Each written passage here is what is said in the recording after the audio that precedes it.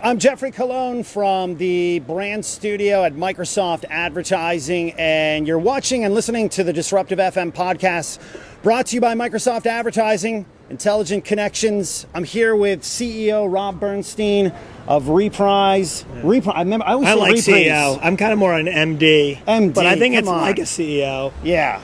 I like that title. I'm going to take it. But we keep seeing each other in these hot climates. This is the third time you and I have gotten together. That's right. Bahamas, Miami, and now Cannes. We have a charmed life, for sure. Yes. And I mean, I think the interesting thing is we get into a lot of these discussions on advertising, new creativity, attention. I mean, what's some of the vibe that you're feeling this year? Listen, basic marketing is still really critical today, and I think we get so obsessed with all these channels and getting tacticians that learn how to control channels. And I think we sometimes get away from the idea that like basic marketing principles are still really important today.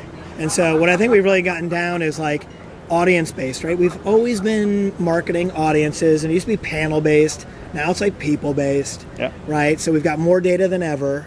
Then there's messaging. It's gone from like 30 seconds, and now it's like 6 seconds, or it's gallery ads, or showcase ads, or search ads, and so it's more fragmented. And then from a measurement standpoint, it's always been super important. You have, it used to be slow MMM models. It took like 6 months to get your results, and now it's like closed loop and test and learn. And I think we're kind of figuring out, and you're seeing here, like everyone's doubling down on the audience side. Yeah. And people are kind of figuring out the closed loop side. Yeah. And I still think we're pretty terrible at the messaging side.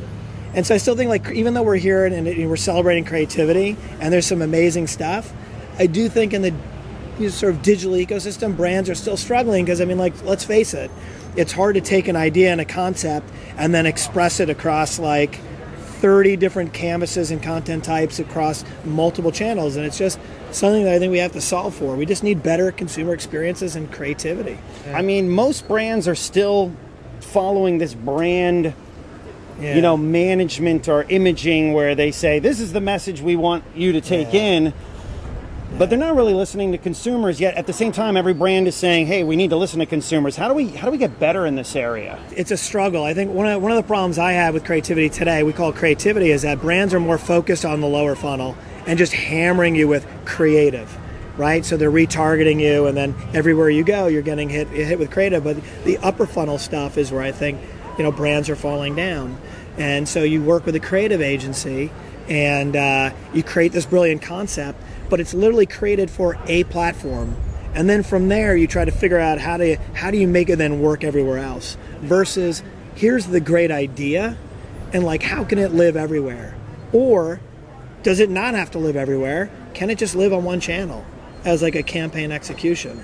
So there's definitely a break for me with like sort of great upper funnel creative, and then sort of the dynamic creative, which is like a thing now, and I still don't know what dynamic creative is. Like, everyone has a different, you tell me what you think it is. Like, to me, it's like bad lower funnel sort of reformatting and layering of like product ads that you saw. Dynamic to me actually now is the ability for you to ask a question, let's say, to a voice agent, and the voice agent gives you a number of different options, which becomes an interactive ad. I think interactive is going to be a term we start to hear a lot more. I mean, what do you think on that? No, I agree, and I think actually that's when you're talking about consumer experiences, that's a good consumer experience. Yeah.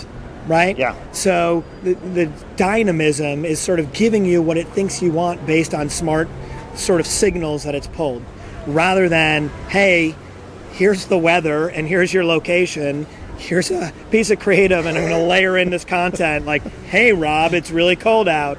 Yeah. Maybe you should consider getting product X in New York. It's like, that's terrible. So I still think a lot of brands are trying to figure that out, like it's a thing. But I think what you're talking about is a lot smarter. Yeah. And that's where I agree. I think it's where brands need to go and explore. I mean, because I think the technology, if we think in the last couple of years, it has gotten more intelligent, but I don't know if companies have tapped into that intelligence factor. In terms of, hybrids, hey, let's use intelligence, but also use it for the most interesting creative. I think what's happening is people are saying, let's use limited amounts of intelligence and the worst creative imaginable, and that's why they're not really getting interesting results, whatsoever. Yeah. Well, it's expensive, right? I mean, to dabble in something that you don't know if it's going to deliver performance. And I mean, the number of platforms, and again, I call them canvases, where you can produce content is proliferated. It's so fragmented. You can't, and you want to be there for everyone and be relevant all the time, but as a brand, can you afford it? You got to pick your spots. It's expensive, and experimentation's expensive, particularly when brands are really precious about their media budget, and you have to figure out how to reallocate it a little bit to deliver really great messaging. And I think a lot of brand managers are just kind of loath to do that. There's been a number of people who have talked to me this week about defending the traditional 30-second advertisement, or even the traditional, hey, here's what you should use if you're going to do a search advertisement. It's almost like we're afraid to experiment. I mean, how do we redefine some of these categories so people are doing things that they're not beholden to, like 40-year-olds, creative thinking. Storytelling. Yeah. I mean, listen, I have nothing against the 30-second spot. Well, that's not true. I do. I can't stand watching them, but they can be very effective for people of a certain age.